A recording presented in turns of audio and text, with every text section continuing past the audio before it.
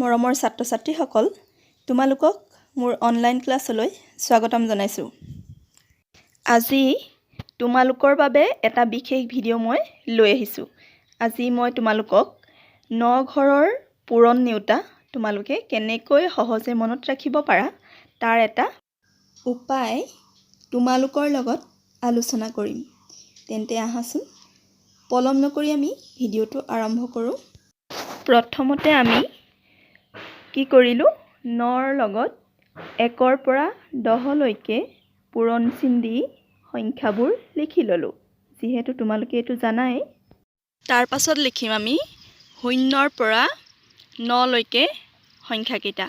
ওপৰৰ পৰা আমি 0ৰ পৰা 9লৈকে সংখ্যাকেইটা লিখি ল'লোঁ।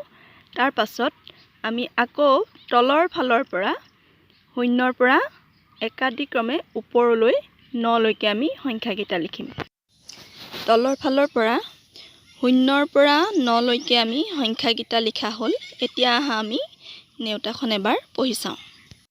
9 × 9, 9 × 2 = 18, 9 × 3 = 27, 9 × 4 = 36, 9 × 5 = 45, 9 × 6 = 54, 9 × 7 = 63, 9 × 8 = 72, 9 × 9 = 81, 9 × 10 = 90। ছাত্ৰ-ছাত্ৰীসকল, তোমালোকৰ বুজাত যিহেতু অসুবিধা হোৱা নাই, আশা কৰিছোঁ তোমালোকে বুজি পালা। আৰু এনেকৈ তোমালোকে মনত ৰাখিবলৈ চেষ্টা কৰিবা। আৰু যদিহে তোমালোকৰ ভিডিঅ'টো ভাল লাগিছে তেতিয়াহ'লে লাইক কৰিবা, কমেণ্ট কৰিবা।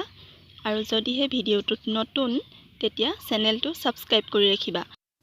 আজিৰ ভিডিঅ'টো ইমানেই আছিল। ভিডিঅ'টো চোৱাৰ বাবে ধন্যবাদ।